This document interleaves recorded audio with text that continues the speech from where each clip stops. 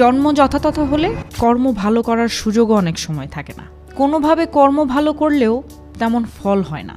10 কদম আগালে 12 কদম পিছিয়ে পড়তে হয়। যেমন ধরুন, সুইডেনে যদি আপনি চাকরি হারান তাহলে আপনার সর্বশেষ বেতনের প্রায় 80% বেকার ভাতা পাবেন এবং প্রায় 9 মাস ধরে এই ভাতা চলমান থাকবে।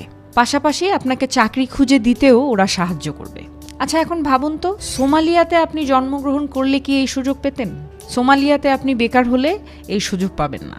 ফিনল্যান্ডের একটা বাচ্চা সম্পূর্ণ ফ্রি পড়াশোনা করে এবং পৃথিবীর একটা সেরা শিক্ষা ব্যবস্থা ওরা দেয়।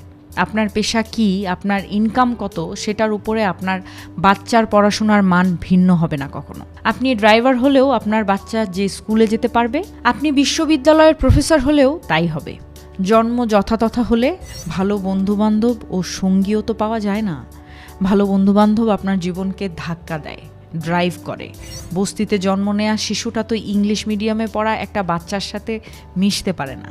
ডেনমার্কের জন্ম নেওয়া মানুষটা উচ্চতর শিক্ষা না নিয়েও একটা ভালো জীবন পার করতে পারে। কিন্তু ভারতের একটা মানুষ কিংবা বাংলাদেশের একটা মানুষ শৈশব থেকে যৌবন পর্যন্ত শুধু পরীক্ষা আর রোল নম্বরের পেছনে দৌড়ালেও একটা ভালো চাকরি পেতে কষ্ট হয়।